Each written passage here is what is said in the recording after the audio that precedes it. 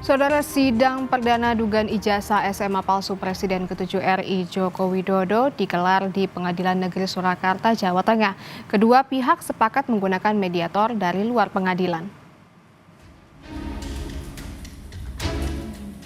Sidang perdana gugatan tentang dugaan ijazah SMA palsu Presiden ke-7 Joko Widodo di Pengadilan Negeri Solo, Jawa Tengah, 24 April kemarin sempat diskors 2 kali. Skors pertama disebabkan berkas salah satu tergugat belum lengkap. Skors kedua menunggu kepastian ketersediaan mediator. Kedua pihak sepakat menggunakan mediator dari luar pengadilan negeri, yakni Guru Besar Keperdataan Fakultas Hukum Universitas 11 Maret, Adi Sulistiono. Mediasi akan digelar 30 April mendatang. Pihak penggugat meminta Jokowi dihadirkan dalam proses mediasi. Selama ini ketika mediasi itu sepertinya bukan dalam rangka mengerucutkan terjadinya pertemuan kehendak para pihak. Cenderung mediasi itu deadlock.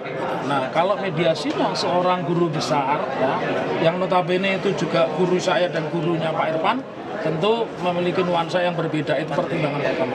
Pada prinsipnya sependapat, bahkan kami minta dipastikan juga selain masalah waktu mengenai besarnya honor.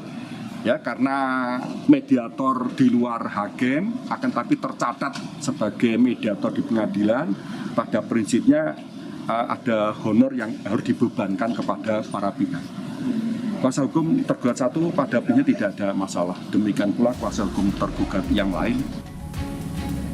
Gugatan tentang dugaan ijazah SMA palsu Jokowi dilayangkan pengacara asal Solo, Muhammad Taufik. Ada 4 orang yang digugat dalam perkara ini, yakni Jokowi, KPU Kota Solo, SMA Negeri 6 Solo, dan Universitas Gadjah Mada.